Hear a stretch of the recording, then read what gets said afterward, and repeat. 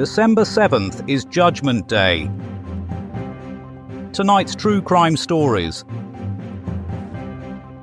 American Jesse, professional thief, lifts Gallatin. Fingleton fastest to 400s, not by train. And Space Shuttle wheelie bin arrives at gas giant. Plus, coming up, what's the best way to fight off polar bears? Those are the headlines. Garble to fade. Newsbang, punching through the puerile problem of prevarication and propaganda. 1869. Breaking news from Missouri, where notorious outlaw Jesse James has committed his first bank robbery with all the finesse of a rhino in boxing gloves. The gang burst into the Daviess County Savings Association, brandishing weapons and demanding money, only to escape with a bag full of worthless papers and a subscription to Reader's Digest. Eyewitness Gertrude Spittleworth described the scene. They were terrifying, though one of them did stop to help my grandmother cross the street before running back to join the robbery. The cashier, who was shot during the incident, later remarked, "I tried telling them the real money was in Bitcoin, but they wouldn't listen." The gang's getaway was reportedly hampered when James stopped to sign autographs and pose for daguerreotypes with local fans. Police describe this as the worst bank robbery since last month's attempted heist, where criminals tried to rob a piggy bank with a cork gun. Atin Sudden, 1936. Shocking scenes from the world of cricket today as Australian batsman Jack Fingleton achieved what experts are calling deliberate and premeditated scoring.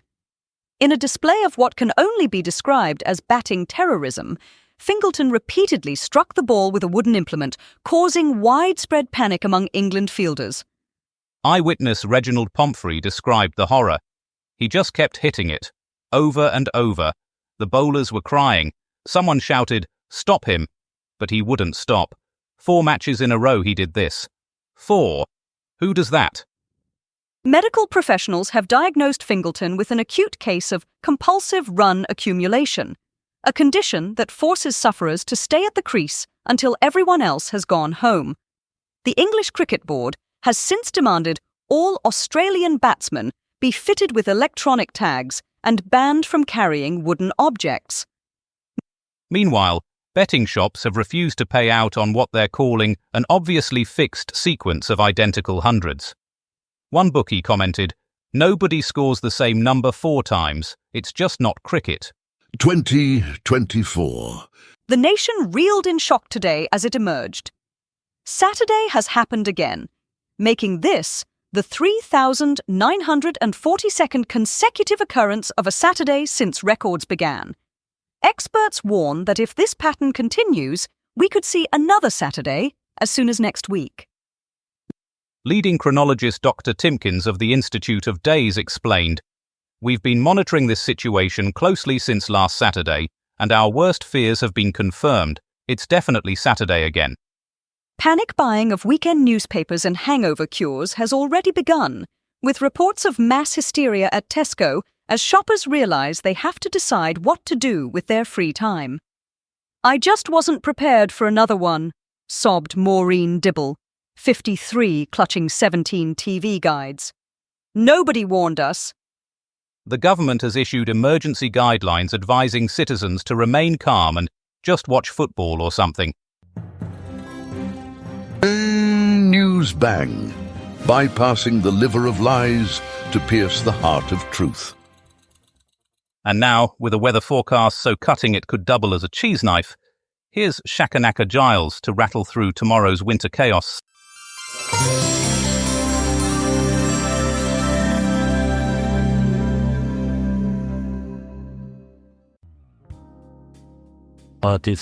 Southeast is getting a proper December chill. Temperatures dropping faster than Soviet building standards, hovering around 2 degrees. Pack your woolies. Moving to Trembletown, where the ground should stay remarkably still. Unlike that shocking day in Spitak 35 years ago, expect scattered snowflakes falling as gently as tears of remembrance. Up in the Midlands, we're seeing a pressure system wobblier than a poorly built apartment block, bringing in gusts of wind that will rattle your windows, though thankfully not your foundations.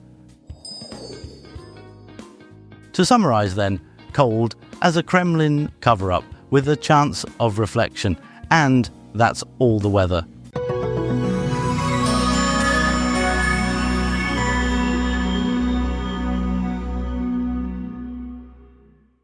In 1942, On this day in 1942, Operation Frankton unfolded, a World War II escapade so daring it made James Bond look like a nervous librarian. 12 Royal Marines, armed with canoes and an apparent disregard for sanity, paddled 70 miles up the Gironde estuary to plant limpet mines on German ships in Bordeaux. Their mission? To disrupt Nazi supply lines and presumably to make a mockery of conventional warfare. And now, to hear more about these aquatic adventurers and their explosive exploits, we hand over to our war correspondent, Brian Bastable. Brian, tell us about these stealthy paddlers of destruction. This is my war, your war, our war. And tonight, dear heaven, I'm paddling through hell itself in what amounts to nothing more than a floating coffin made of canvas and spite. The Gironde estuary stretches before us like Satan's bathtub, each ripple potentially our last. Just moments ago, I watched Private Chambers get eaten by what he claims was a shark, though it was more likely a particularly aggressive salmon. These brave men, these cockleshell heroes, paddle on through waters thick with the enemy's expectations.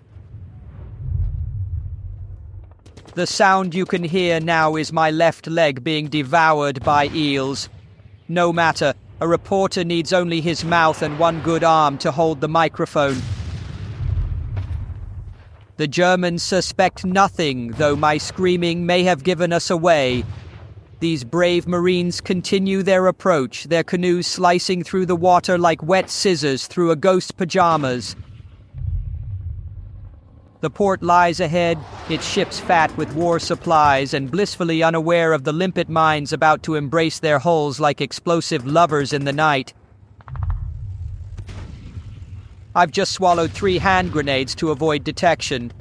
The acids in my stomach appear to be... Oh dear. Brian Bastable, Newsbang, somewhere in the middle of this watery nightmare, trying desperately not to explode. 1869. The year 1869, and in Gallatin, Missouri, a most audacious act of criminality unfolded as Jesse James, a man destined for outlaw infamy, executed his first confirmed bank robbery. The Daviess County Savings Association found itself the stage for this debut, where James and his gang, in a tragic twist, fatally shot the cashier. Yet, in a heist of almost poetic futility, the loot amounted to nothing more than worthless bank papers. Post-Civil War economic woes and a vulnerable bank combined to create the perfect storm for this infamous act. For more on this historic heist, here's our crime correspondent, Ken Schitt. I'm standing in what used to be Gallatin, Missouri, where 154 years ago today, a fresh-faced piece of work called Jesse James decided to graduate from amateur arsehole to professional tosser. Picture the scene, midday in a one-horse town, and in walks this Confederate reject with his brother Frank and their pet psychopath Jim Anderson. They're about to turn this sleepy bank into a bloodbath that would make Satan himself reach for the smelling salts. The target, the Daviess County Savings Association, a bank so modest it couldn't afford to look poor. Jesse James, playing it cool as a frozen turd, asked to change a $100 note, but while the cashier's writing his receipt, bang! 2 shots, one in the chest, one in the noggin. Poor bastard didn't even have time to shit himself warm. And what did these criminal masterminds get away with? A portfolio of worthless paper. That's right, these geniuses murdered an unarmed man for the equivalent of yesterday's shopping list. This botched robbery launched Jesse James from small-time dirtbag to America's most wanted shit-stirrer. Some say he was driven by post-war poverty, others by a taste for violence. Either way, this was the day the devil got his training wheels. This is Ken Shit, reporting from where evil cut its teeth. Back to you in the studio. 43 BC. A grim day in ancient Rome as Cicero, the celebrated orator and statesman, met his untimely demise in 43 BC. Prescribed by the Second Triumvirate, Octavian, Mark Antony, and Lepidus, Cicero's biting critiques, known as the Philippics, sealed his fate. Accused of undermining their authority, Cicero fled, but was ultimately captured and assassinated, marking a pivotal shift from republic to empire. Hardeman Pesto investigates further. Martin, I'm here in Formia with noted classical scholar Dr. Penelope Scrollbottom. The mood here is tense as armed men approach Cicero's villa. Yes, the situation is quite grave. Cicero's Philippics against Mark Antony have... Pesto, are those actual soldiers behind you? Well, Martin, they're carrying what appear to be very authentic-looking swords. And the blood on them? Tomato sauce, I expect. Though Dr. Scrollbottom here suggests it might be... That's definitely blood. Those are Antony's men. We should probably... The soldiers seem very interested in my microphone, Martin. One of them is asking if it's some kind of weapon. Pesto, is that severed head they're carrying what I think it is? Ah, yes, well spotted, Martin. Though I should point out it's technically just a head that's been separated from its previous location. The hands, too, actually. Bit of a statement piece, really. Those are Cicero's remains. They're taking them to display in the Forum. This is a dark day for the Republic. So, Pesto, would you say this marks the end of free speech in Rome? Well, Martin, I tried to ask Cicero for a comment, but he seemed rather distant, though his last words were quite poignant. Which were? I go no further. Though personally I thought, please don't cut off my head. Might have been more appropriate given the circumstances. This is horrific. We're witnessing the death of democracy. And there we leave Hardeman Pesto demonstrating his usual tact and sensitivity at yet another pivotal moment in history. 1862. The year is 1862, and the American Civil War rages on. The Battle of Prairie Grove, a pivotal clash in northwestern Arkansas, has left Confederate hopes in tatters. Union generals Blunt and Herron, armed with tactical brilliance and presumably a good map, secured federal control over Missouri and Arkansas. Meanwhile, local civilians bore the brunt of the fighting, caught in the crossfire of this symphony of destruction. For more on this pivotal clash, we turn now to Melody Wintergreen. Prairie Grove, Arkansas, 1862. Melody Wintergreen here, amidst the smoke, the screams, and the sheer chaos of battle. The ground is soaked with blood, the air thick with the smell of gunpowder. It's a scene straight out of hell, but they call it Prairie Grove. The Union and Confederate armies have clashed here today, a brutal struggle for control of this strategic corner of Arkansas. General Blunt's Union troops, dug in on the hills, lured the Confederates into a deadly trap. Then, like a bolt from the blue, General Herron's reinforcements arrived, turning the tide of the battle.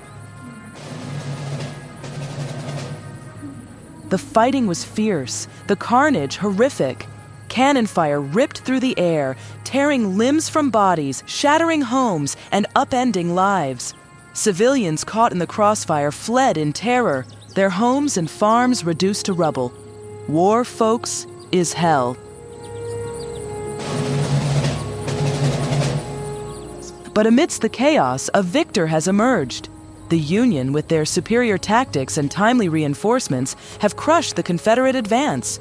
Heineman's rebel forces are retreating, their dreams of reclaiming Missouri and Arkansas shattered like a broken rifle stock. As the smoke clears, the battlefield is a grim testament to the cost of war. The dead and wounded lie scattered across the field, a haunting reminder of the human price of conflict. But the Union victory here at Prairie Grove has shifted the balance of power. a turning point in the long and bloody struggle for the soul of America. This is Melody Wintergreen, Newsbang, from Prairie Grove, Arkansas, where history has been written in blood and fire. The Newsbang, presenting the news with the zeal of a zeppelin on fire.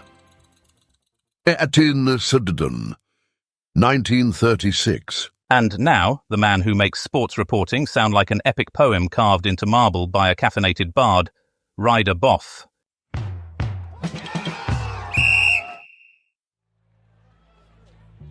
And now reporting live from 1936, where Australian cricket sensation Jack Fingleton has just carved his name into the annals of sporting history like a determined butcher attacking a particularly stubborn joint of beef. 4 consecutive Test centuries against England. The man's as unstoppable Claire Balding after 3 sherries at a line dancing competitions. Speaking of unstoppable, I witnessed his century at Brisbane firsthand, though I was briefly distracted by a rather persistent wasp that had taken up residence in my press box sandwich. Fingleton, wielding his bat like a conductor's baton at the world's most aggressive orchestra, delivered a masterclass in defensive play that had the English bowlers looking as confused as a vegetarian at a sausage festival. The Brisbane crowd went absolutely bananas, and I mean proper bananas, not those sad little specimens they serve at the BBC canteen that look like they've been through 2 world wars. The atmosphere was electric, rather like the time I accidentally stuck my tongue in a light socket during the 34 Ashes coverage. Still can't taste strawberries properly. The English bowlers, led by the formidable Clarence Sticky Wicket Higginbottom, threw everything they had at him. Bouncers, Yorkers, even what appeared to be a hastily improvised cheese sandwich at one point. But Fingleton stood firm, like a Victorian lamppost in a hurricane.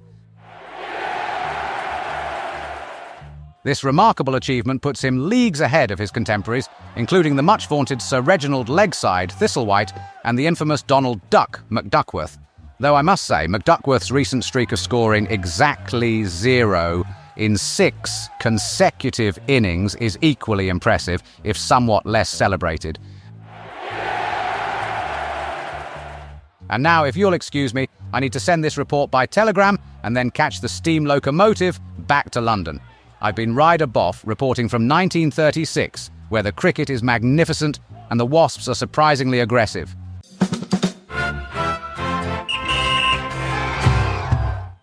Date 1995. Science now. And who better to guide us through the celestial chaos than Newsbang's resident expert on the absurdities of progress, Calamity Prenderville? Take it away.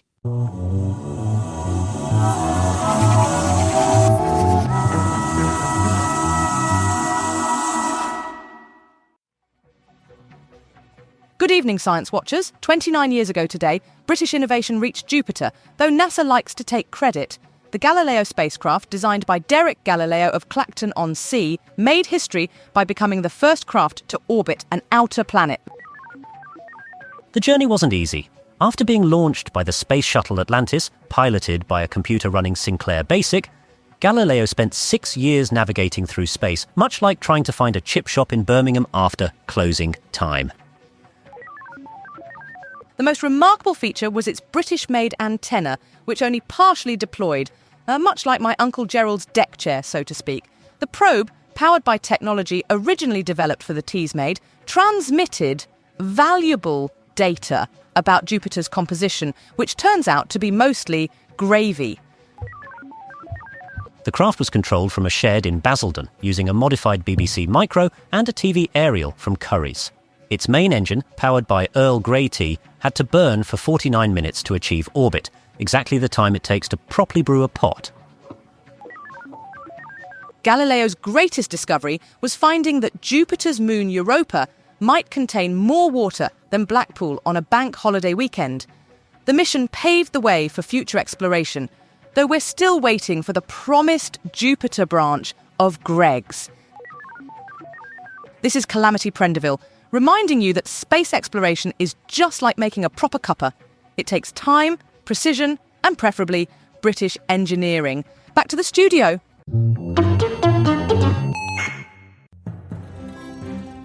Newsbang, purging the system of idiocy with an enema of evidence. And now, a voice as smooth as velvet wrapped in a tartan scarf, our royal correspondent with a flair for the flamboyant and a penchant for peculiar historical parallels, Sandy O'Shaughnessy.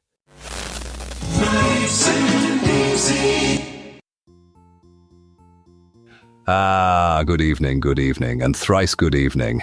Sandy O'Shaughnessy here, picking up the baton from our esteemed colleague Martin Bang on this crisp December evening. And what an evening it is, with the frost nipping at our heels like my Aunt Maureen's overexcited Jack Russell. Now then, speaking of nipping, let's nip back in time to 574 AD. Picture the scene. The Eastern Roman Empire, where Emperor Justin II is having what we might delicately call a bit of a moment. Poor fellow's mental health wasn't exactly tip-top, which reminds me of my cousin Fergus, who once convinced himself he was a garden gnome and spent 3 weeks standing perfectly still in Mrs. O'Malley's vegetable patch. But Justin, bless his imperial socks, had the presence of mind to do something rather extraordinary. He went and proclaimed his general, Tiberius, as Caesar. Adopted him right there and then, like picking up a stray cat. Except this particular cat came with military expertise and a rather fetching toga.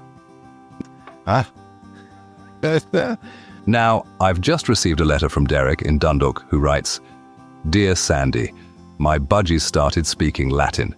Should I be worried? Well, Derek, perhaps your feathered friend's been channeling the spirit of ancient Rome. Though I'd be more concerned if he starts demanding to be proclaimed Caesar." The whole affair was orchestrated by Empress Sophia, who, if you ask me, sounds like she'd have given J.R. Ewing a run for his money in the scheming department.